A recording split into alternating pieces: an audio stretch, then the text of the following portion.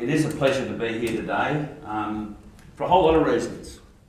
Not the least being that I was just speaking to Greg Harding before, who is a colleague of mine from a few years back, who's out at St Bernard's, and reflecting on where we've seen our use of technology in schools over the last few decades, and I'm going to talk about that in a moment, because I truly believe, and it's a cliche, but I do think we're at the dawning of a new era in our schools, in the way that we think about technology, the way we think about technology. I am sort of fortunate that, I'm fortunate at one level that I've worked in so many places. I'm actually off to India tomorrow and then Canada and Mexico next month. And that's the good fortune. The bad fortune is I have to sit on planes a lot. But it does allow me to spend some time in a diverse range of environments and cultures, learning from other people. And that's essentially my role, coming back and sharing what I've learned. And I'm sort of privileged to be able to do that because my roots are back here in Victoria, and I go back to the foundation of VITTA and other organisations, ICTEV. I was involved in setting up ACCE, the national body, and also establishing what was in those days the Computer Education Group in Queensland. So I've sort of got a history across this sector, and I'm really inspired by the possibilities. I just think there's so much now that we're going to be seeing. And I think a lot of us, Greg said to me, and I was talking to him before, you know, is it time that we delivered on the promise? I think we're going to go beyond that. I think we're actually going to go well beyond that, and the people in this room are going to make sure we do. Because I don't think I could be speaking to a more important group of people than yourselves. The positions you hold in your schools, the positions you hold amongst your peers, are ones of incredibly importance as we negotiate these next few years. And as we negotiate the sorts of questions that I've prompted by the title of my presentation. And so I guess the sort of, the point is, are we possibly seeing the end of school as we know it? And I think there are maybe three possible answers to that. Yes, it is possible we're seeing the end of school as we know it. No, we're not, but we should be. Or no, we're not, and we won't. So I actually want to know where you all stand. I know that you probably had a huge amount of thrill last night, tweeting or watching the worm going across that screen, Mr. Abbott and Mr. Rudd. But let's take a little bit of a straw poll across the room, just by raising your hand. So I want to know how many of you think, yes, it's possible we are seeing the end of school as we know it. Right, just put your hand up. It's interesting. No, we're not, but we should be. And no, we're not, and we won't. That's really interesting. Okay, thank you very much. I think the question is an important one, because I think that a lot of us have been trying to work out how the work we're doing fits inside the institution we call school.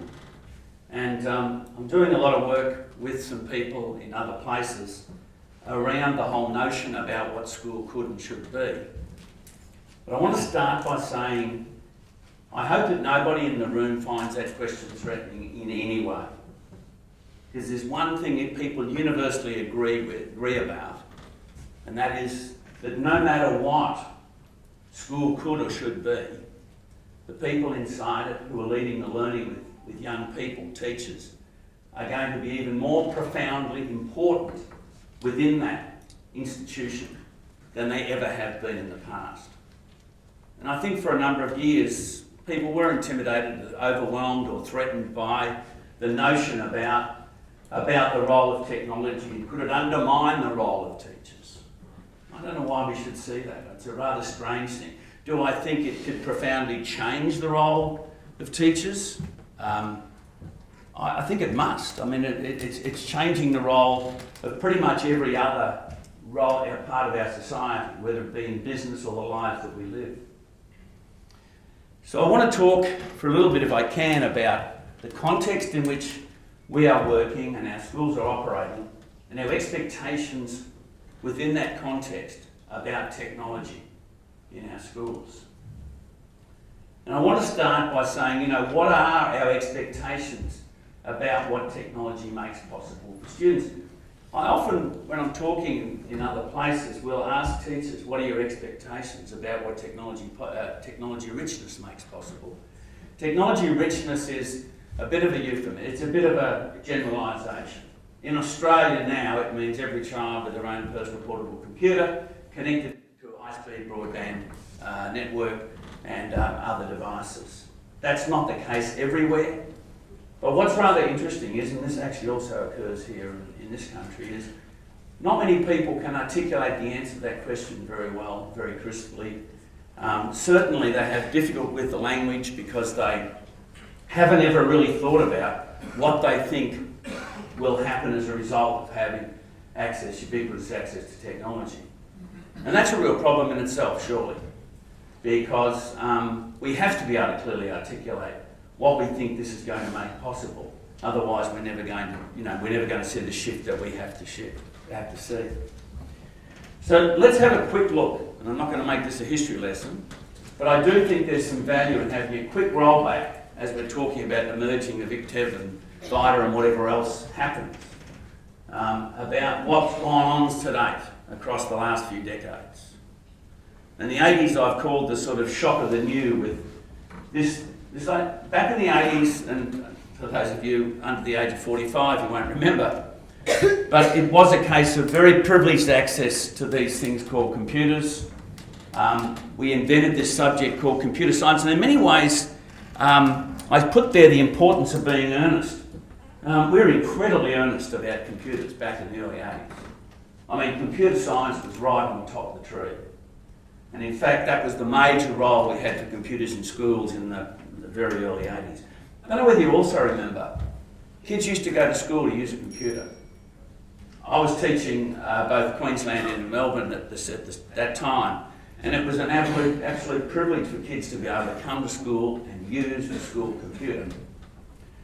So it was a special thing. It was looked upon as something that people could do. They could become a doctor or a dentist or whatever else, or work. And one of the things they could do is work in the computing industry. Now, ironically, my original background, and I don't think the bio has it there, but ironically, I started out as a mainframe developer in the 60s, so sadly I have a background way in the industry, originally before teaching. But this was an interesting time. It was an inspiring time. It was an inspiring time because there were no limits to what people thought about what was possible. But the people who were thinking like that were tiny in number.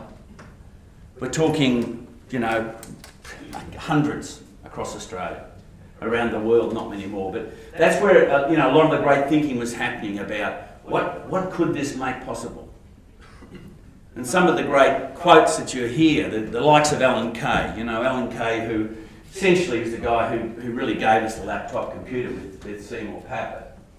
And he came up with his notion about a laptop computer, and he did the original drawing in the late 60s, 67 actually.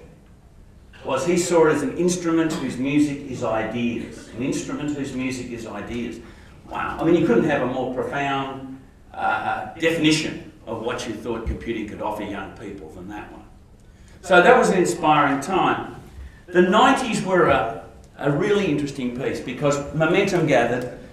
Governments, Inga would certainly be aware of this, that there were a lot of investments from governments around the world, particularly in Australia. In Australia, by the way, our investment in this sector has equalled or exceeded every other country in the developed world, and certainly in development.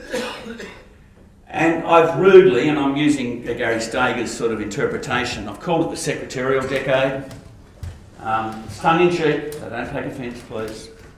But it was the year where all of a sudden we broadened our view beyond those computer scientists who were teaching programming and whatever else, and we decided that information technology was what this was about. And then we stuck a C in there at one stage, I think it was in the late 90s or early noughties, and it became information communication technology. But our emphasis changed dramatically. So in embracing a massively wider audience, all of a sudden we took a different view about what we were doing in our schools as a result of it. And interestingly, our focus then wasn't on, developing computer scientists, but it was on every school being connected. And I remember in the 90s, it was a lovely, there was a statement, we're going to have every school connected. And I was thinking, well, so what if no one inside can actually use the connection in any way? And still in the 90s, we were just starting to put our foot in the water about technology impacting on the business of school. Now, when I say the business of school, I'm not talking about debtors and creditors and payroll. I think that's just the business of business. And I'm assuming that that's naturally going to happen in our schools over that period of time. I'm talking about those unique things about the school as an industry or as a sector about which technology could help or make more productive or help us rethink the way we were operating. And there was pretty much nothing happening in that space then. And at that stage, that question people started to ask as we spent more and more dollars across all sectors on technology, people started to say, does technology increase student outcomes? And luckily there was a maturing as we went to the turn of the century to asking how does technology increase student outcomes? And I think that it took, looking at that, if you look at that series I put there, it took 20 odd years before we matured to the point of asking that sort of question rather than does it. Because when you think about the does it question is a fairly limited view about the potential of technology at every level.